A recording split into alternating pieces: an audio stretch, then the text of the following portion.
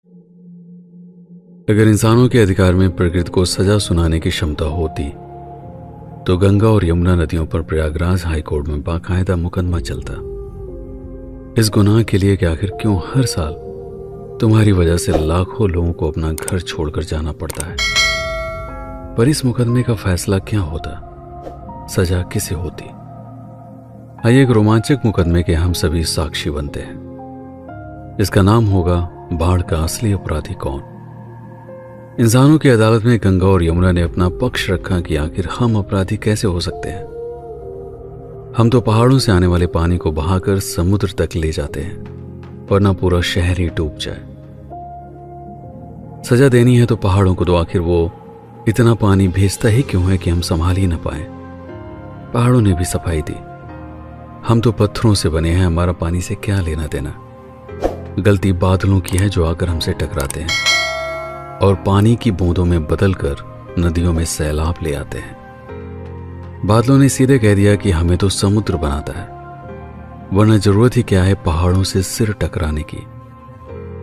समुद्र ने आरोप सूरज पर डाल दिया। सूरज की गर्मी से खुद को बचाने के लिए मुझे अपनी सतह से भाप उड़ाना पड़ता है। अगर मैं ऐसा ना करूं तो मेरा पूरा शरीर ही खौलने लगे। सूरज ने भी काफी सोचने के बाद अपना पक्ष रखा। सारी गलती हाइड्रोजन की है। ना हाइड्रोजन आपस में जुड़कर हीलियम बनाता, न उससे रेडिएशन निकलता, और न ही वो पृथ्वी पर पहुंचकर समुद्र को गर्म करता। सबने अपना पल्ला झाड़ लिया और हाइड्रोजन फंस गया। उसे सूझ ही नहीं रहा था कि वो क्या कहे। उसने इंटरनेट पर काफी सर्च किया और तब अपना पक्ष रखा। मिलॉर्ड, आपके ही एक साइंटिस्ट जॉर्ज लेमेट्रे ने यह कहा है कि 13.7 अरब साल पहले बिग बैंग हुआ था, जिसके बाद मेरा जन्म हुआ और उसी के साथ ही मुझे यह गुण प्राप्त हुआ कि मैं आपस में जुड़कर हीलियम बना सकता हूं। तो सारी गलती बिग बैंग की है। सजा सुनानी है तो बिग बैंग को सुनाइए। हाई कोर्ट में बैठी 6 जजों की विशेष बेंच दुविधा में थी, क्योंकि अभी तक यह सिद्ध होना बाकी था कि क्या सच में बिग बैंग हुआ था। जजों ने इस दलील को सिरे से खारिज कर दिया और हाइड्रोजन पर हीलियम बनाने का प्रतिबंध लगा दिया गया। सिर्फ एक दिन में ही इसका असर दिखाई देने लगा। आसमान साफ हो गया, बादल धीरे धीरे गायब होने लगे। सिर्फ 15 दिन में ही नदियों का पानी घट गया। इंसान वापस नदियों के किनारे रहने के लिए आ गए, लेकिन सूरज की चमक धीरे धीरे कम होने लगी। हर दिन ठंड इतनी ज्यादा बढ़ने लगी कि चारों तरफ घना कोहरा छाने लगा। सिर्फ 1 महीने में ही नदियों का पानी सूख गया। जो पानी बचा था वो बर्फ में बदल गया। नदियों पर बिजली बनाने वाले बांध अब किसी काम के नहीं थे। ठंड लगातार इतनी ज्यादा बढ़ रही थी कि पेट्रोल और डीजल टैंकरों में ही जम चुके थे। पूरा शहर जैसे थम सा गया था। सड़कें वीरान हो चली थी। सूरज धीरे धीरे चांद जैसा दिखने लगा था और चांद पता नहीं कहां चला गया। सूरज के पास अब इतना प्रकाश ही नहीं था कि चांद को रोशन कर सके। दिन और रात में अब कोई अंतर नहीं जान पड़ता था। वैज्ञानिकों ने चेतावनी दी कि अगर हाइड्रोजन पर हीलियम बनाने का प्रतिबंध जल्दी ही ना हटाया गया तो पृथ्वी पर जीवन खतरे में पड़ सकता है। सारे पेड़ सूख जाएंगे, खेती नहीं हो पाएगी और बिना अनाज के इंसान भला कितने दिन तक जिंदा रहेंगे। केस सुप्रीम कोर्ट तक गया। प्रतिबंध हटाने से पहले हाइड्रोजन को फिर से अपना पक्ष रखने का मौका दिया गया।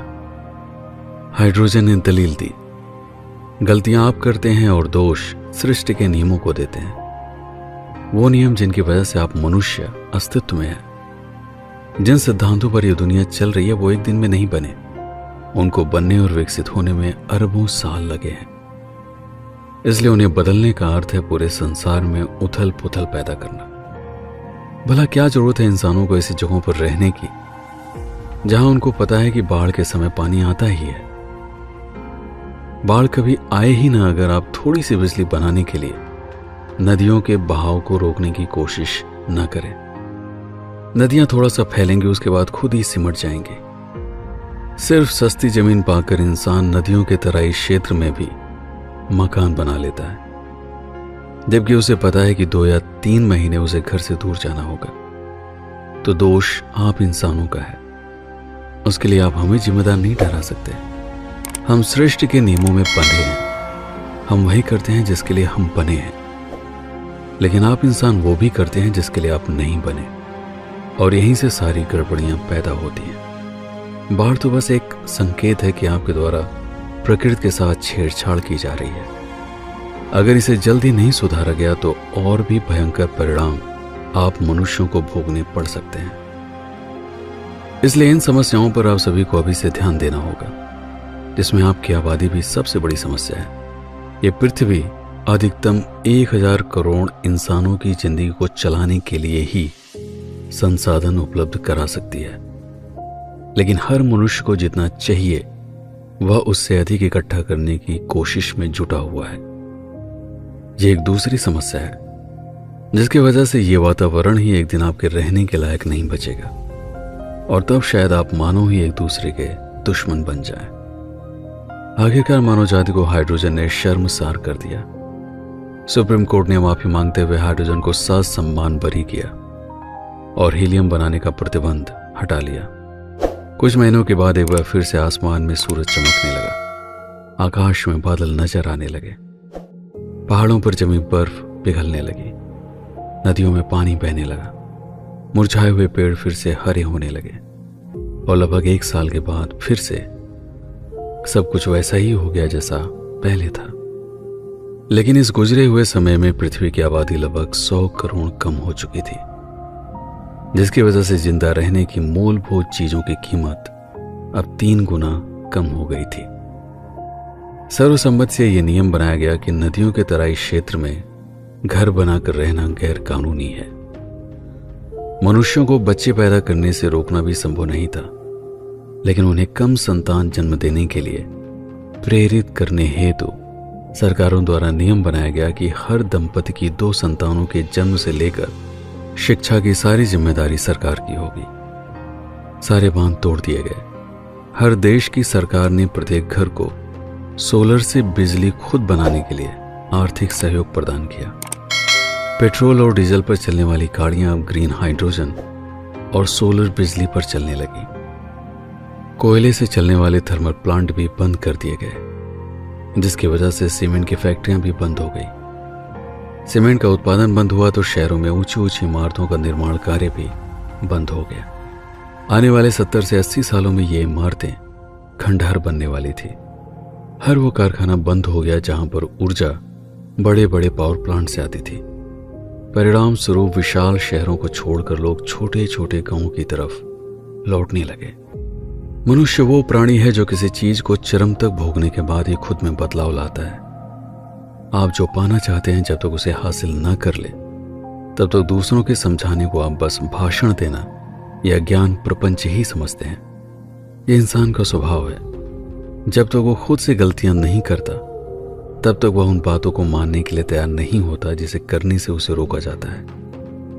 हर गलती की एक कीमत तो चुकानी पड़ती है, और मानव जाति ने वो कीमत चुकाई थी 100 करोड़ इंसानों को खोकर।